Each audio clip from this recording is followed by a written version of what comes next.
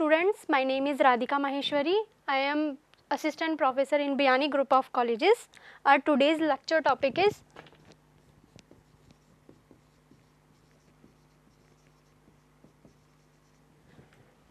Introduction of Electromagnetism.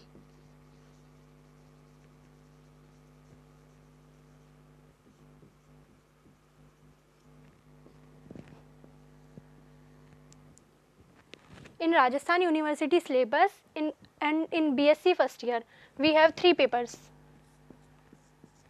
First one is Mechanics and Oscillations.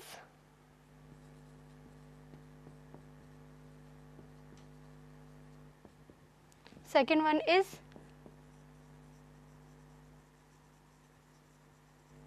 Electromagnetism.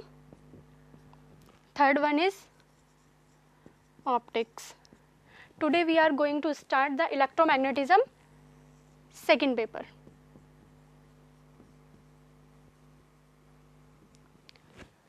The marking scheme is 33 for this, 33 for this and 34 for this. So total marking in Rajasthan University BSc Part 1 is 100 marks. Okay. Basically, electromagnetism is a phenomena related to electrons, and basically electromagnetism is a phenomena related to electromagnetic waves. Here we are first going to discuss about Coulomb's law.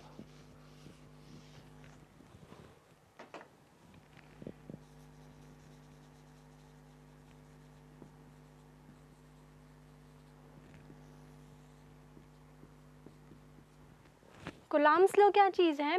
We have 2 charges. First one is known as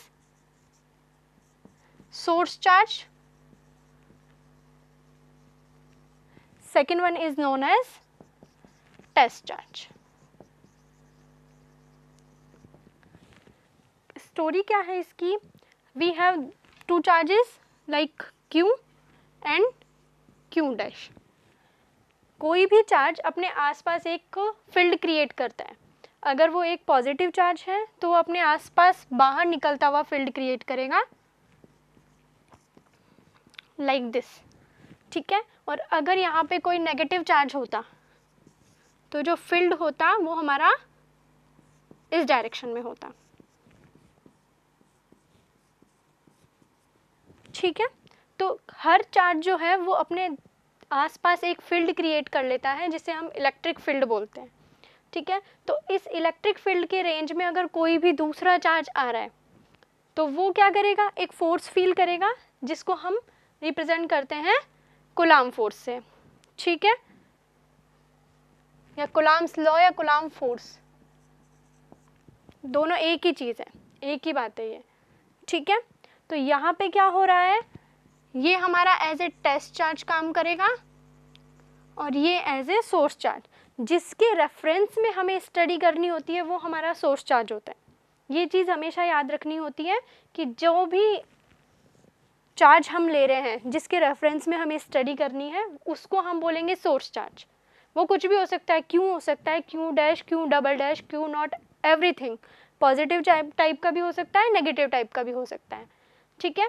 और जो test charge है, test charge क्या कर रहे हैं? हम बाहर से कहीं से लेकर आ रहे हैं. ठीक है. इस फील्ड की रेंज में हम बाहर से कहीं वो चार्ज लेकर आ रहे हैं और उसको क्या कर रहे हैं? यहाँ पे जो भी फोर्स इसको फील हो रहा है उसको आइडेंटिफाई कर रहे हैं. ठीक है. तो हमारी बेसिकली डेफिनेशन ये है कि हमारे पास एक कोई चार्ज है जो फील्ड में सिचुएटेड है, हमने उसे वहाँ पे रख रखा है ऑलरेडी, और किसी दूसरे चार्ज को इसके रेंज में लेके आ रहे हैं. जैसे ही आप इसे इसकी रेंज में लेके आओगे तो क्या होगा? ये चार्ज का फील्ड इस चार्ज को इफ़ेक्ट करने लगेगा और वो जो इफ़ेक्ट होगा उसे ही हम क्या बोलते हैं? कूलाम्ब लॉ या कूलाम्ब फोर्स बोलते हैं. ठीक है. उसका मैग्नीट्यूड कैसे आइडेंटिफाई किया जाता है? एफ से डिनोट किया जाता है और इसके ऊपर आता है एक वेक्टर सिंबल. वेक्टर सिंबल का रीज़न ये है क्योंकि ये डायरेक्शनल है.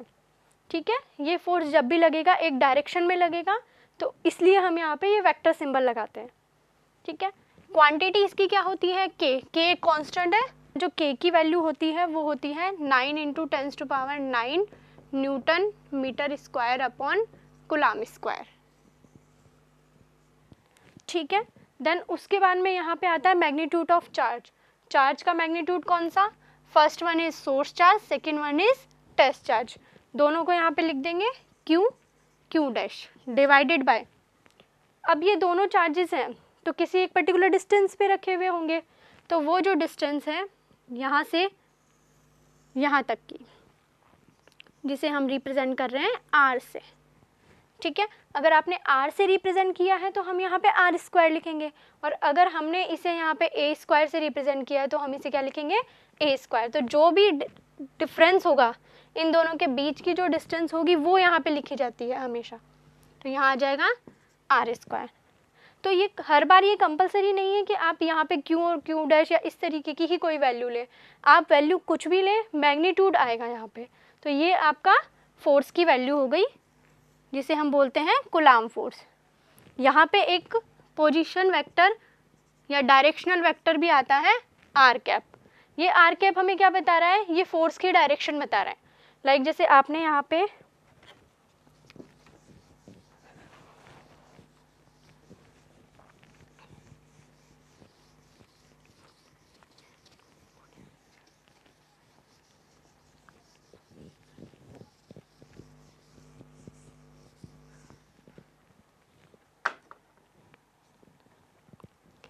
जैसे हमने यहाँ पे एक बार पॉजिटिव चार्ज लिया, ये हमारा सोर्स चार्ज है, और दूसरा चार्ज हमने मान लीजिए माइनस क्यू डैश ले लिया।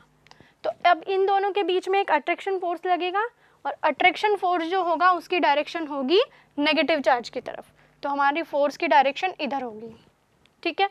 वही इन केस ये नेगेटिव चार्ज होता और ये पॉजिटिव चार्ज होता तो हमारे फोर्स की डायरेक्शन इसमें होती, ठीक है। तो यहाँ से ये जो डायरेक्शन है, ये डायरेक्शन भी हमें यहाँ पे लिखनी होती है, जो रिपल्सिव या अट्रैक्टिव नेचर को दिखाती है। अगर दोनों सेम टाइप के चार्जेस होंगे तो रिपल्सन होगा, और अगर अपोजिट टाइप के चार्जेस हैं, नेगेटिव पॉजिटिव इस टाइप के चार्जेस हैं, तो ऑलवेज ये अट्रैक्टिव नेचर का फोर्स होगा, ठीक है। देन उसके बाद में डिस्कस करते हैं इसकी कुछ प्रॉपर्टीज़। ये तो हमने बात की दो चार्जेस के लिए, अगर ऐसे ही बहुत सारे चार्जेस आ जाएंगे उस सिचुएशन में हमारा केस क्या हो जाएगा, चेंज हो जाएगा। वहाँ हम क्या करेंगे, इनको एडिशन फॉर्मेट में लिखेंगे। जैसे यहाँ पे कोई क्यू चार्ज है, ठीक है, इसके रेफरेंस में आपको Q1 के लिए निकालना है Q2, Q3, Q4, ये सारे 4 चार्जेस आपको दे दिए। तो अब यहाँ तो हमने 4 ही लिए हैं, ऐसे ही अगर हम बहुत सारे चार्जेस कर दें, इनफाइनाइट चार्जेस कर दें, या 10, 15, 20 कर दें, तो हमारी जो कैलकुलेशन है वो बहुत लेंदी हो जाती है, ठीक है। तो यहाँ पे इसको निकालने का फॉर्मेट सेम वैसा ही रहता है, आपको पर्टिकुलर 2 चार्जेस को लेना है, उसके बीच का अट्रैक्शन या रिपल्सन फोर्स जो है वो कैलकुलेट करना है। फर्स्ट थिंग तो ये है कि आपको इन दोनों के बीच का फोर्स कैलकुलेट करना है। सेकेंड थिंग आप लोगों के लिए ये रहेगी कि हमेशा 2 चार्जेस के बीच में जो लगने वाला फोर्स है वो किसी अदर चार्जेस, तीसरे चार्जेस की वजह से इफेक्ट नहीं होता है। ये चीज़ हमेशा याद रखने वाली होती है। अब मान लीजिए ये दोनों चार्जेस हैं, ये तीनों नहीं हैं, ठीक है, फिर हमने लाके Q2 चार्ज यहाँ रख दिया, तो इन दोनों के बीच में जो भी फोर्स लग रहा है उस पे कोई इफेक्ट नहीं होगा इसकी वजह से। ऐसे ही हमने ये वाला चार्ज रखा तो भी कोई इफेक्ट नहीं पड़ेगा, ये वाला चार्ज रखा तो भी कोई इफेक्ट नहीं पड़ेगा। इन दोनों के बीच में जो फोर्स लग रहा है वो सेम ही रहेगा। इन दोनों के बीच में अगर आप फोर्स निकालेंगे तो बाकी तीनों से कोई भी इफेक्ट नहीं होता है हमारे पास। तो यहाँ पे जैसे Q और Q1 के बीच में निकालना चाहें तो क्या आएगा, F1 इज इक्वल्स टू, जिसको हम F1 से रिप्रेजेंट कर देते हैं, वही constant K, charge Q and second is Q1 divided by दोनों के बीच की डिस्टेंस। अगर हम A1 कंसीडर करें तो यहाँ पे क्या आ जाएगा, A1 का स्क्वायर, दैट्स इट, ठीक है।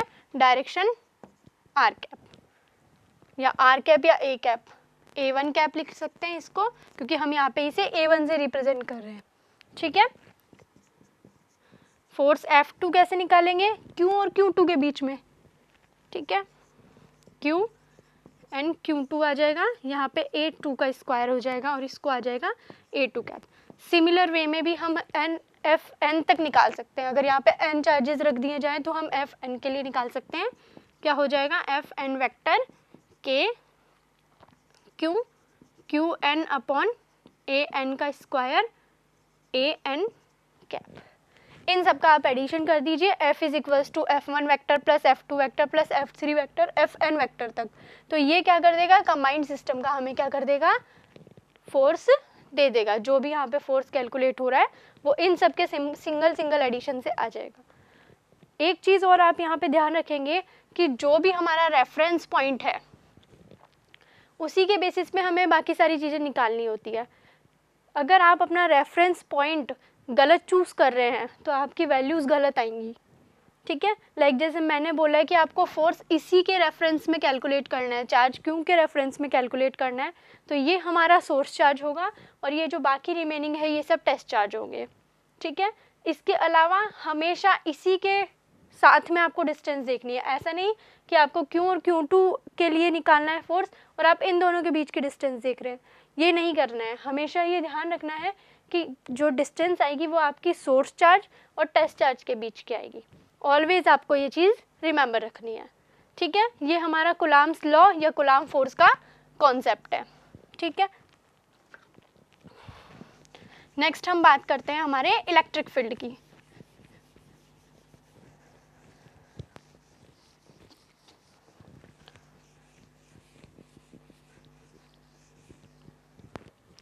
ठीक है,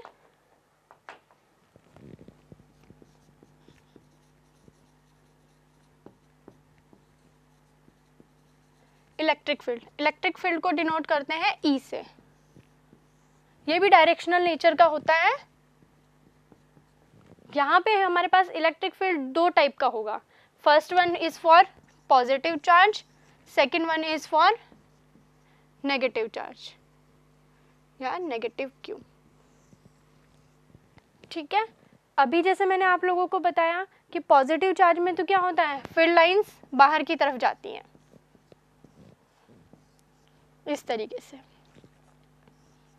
ठीक है, और यहाँ पे फील्ड लाइंस इंटरनल डायरेक्शन में आती हैं।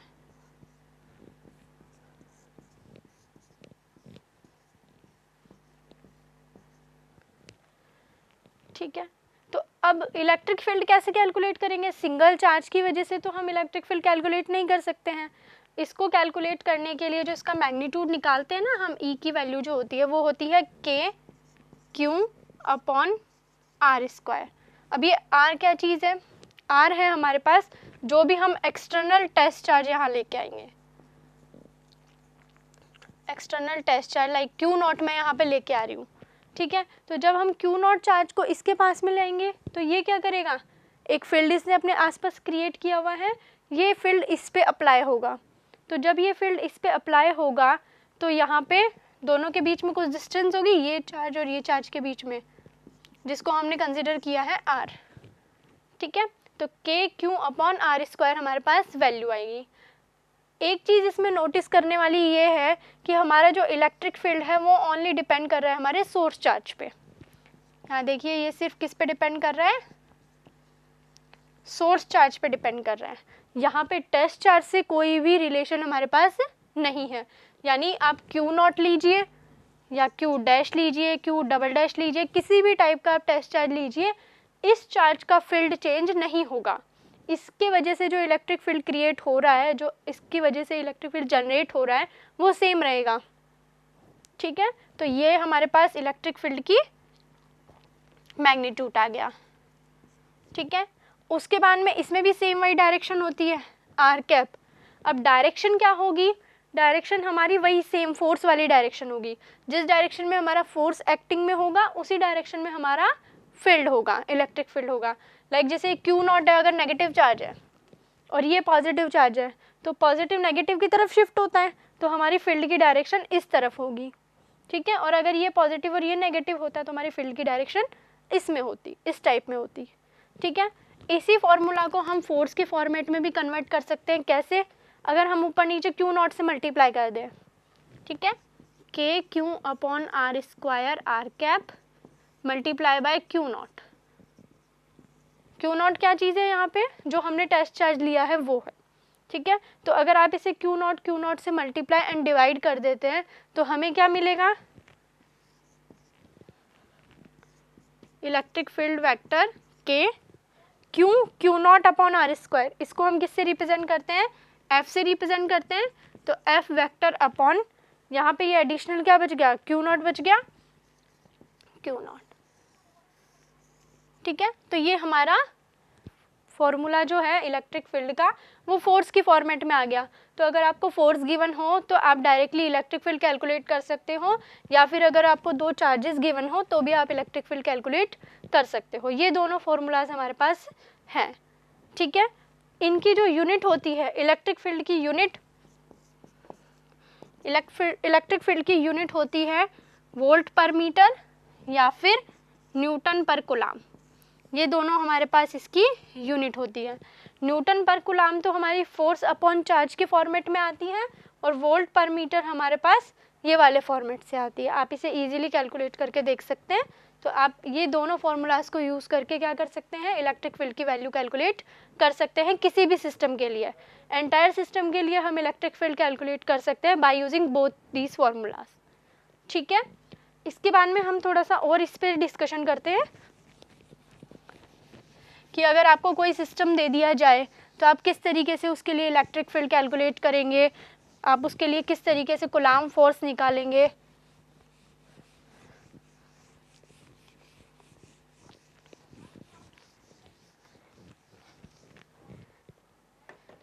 ठीक है, तो देखिए यहाँ पे हम कुछ इसकी डायरेक्ट प्रॉपर्टीज़ के बारे में डिस्कशन करने वाले हैं। Properties useful for calculating force and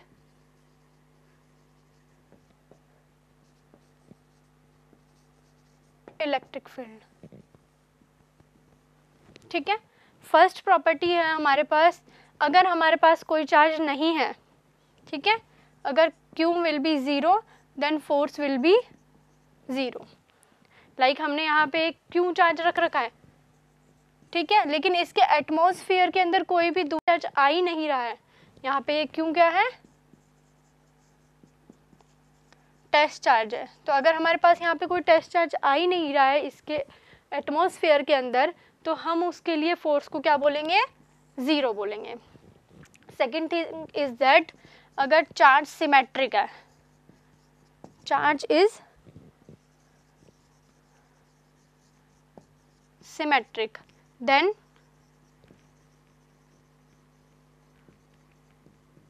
force will be zero. Charge symmetric होने से क्या मतलब है, लाइक हमने क्या किया, एक स्क्वायर ले लिया, ठीक है, स्क्वायर पे यहाँ हमने Q चार्ज रख दिया, Q रख दिया चारों कॉर्नर्स पे, चारों कॉर्नर्स हमने Q चार्जेस हमने यहाँ पे चारों कॉर्नर्स में रख दिए। तो हमें क्या मिलेगा, यहाँ पे जो सेंटर पॉइंट पे अगर आपको मैं बोलूँ कि सेंटर पॉइंट A पे आपको फोर्स कैलकुलेट करना है, then it will be zero. Always remember रखने वाली थिंग है ये कि कभी भी चार्ज अगर सिमेट्रिकली डिस्ट्रीब्यूटेड है तो हमारा फोर्स क्या हो जाएगा, ज़ीरो हो जाएगा। लेकिन अगर ये सिमेट्रिकली डिस्ट्रीब्यूट नहीं है, लाइक दिस, कि अगर यहाँ पे कोई चार्ज नहीं है, तो उस केस में क्या होगा, उस केस में ये this will be not zero. You have to calculate it as the method we discuss earlier. Okay, यहाँ तक बात हो गई।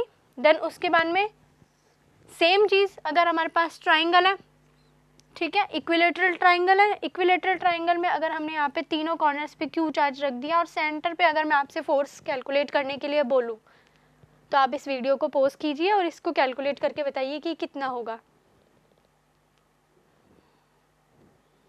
ठीक है। तो अगर हम डायरेक्ट कैलकुलेट करने बैठेंगे, पूरा मेथड लगा के सॉल्व करके कैलकुलेट करेंगे, तो भी ये ज़ीरो आएगा। और अगर हमें पता है सिमेट्रिक प्रॉपर्टी, हमें पता है कि हाँ तीनों कॉर्नर्स पे चार्ज जो है सिमेट्रिकली डिस्ट्रीब्यूट है और तीनों कॉर्नर्स की जो डिस्टेंस है वो बराबर है, ठीक है, तो यहाँ पे भी क्या हो जाएगा, फोर्स विल बी 0। तो दोनों केसेस में हमारे पास फोर्स 0 होगा। ऐसे बहुत सारे केसेस हम डिस्कस कर सकते हैं जिसमें हमारा चार्ज सिमेट्रिकली डिस्ट्रीब्यूटेड है और उस केस में हमारा फोर्स क्या हो जाएगा, 0 हो जाएगा। ठीक है, नेक्स्ट क्लास में हम डिस्कस करेंगे about the Gauss law. Then उसके अलावा हम उसमें डिस्कस करेंगे कि हम इलेक्ट्रिक फील्ड को, मैग्नेटिक फील्ड को बाय यूजिंग गाउस लॉ कैसे कैलकुलेट कर सकते हैं। इसके अलावा हम इसकी कुछ एप्लीकेशंस के बारे में डिस्कस करेंगे। Thanks for watching this video. Please like, share, subscribe the Guru KPO channel.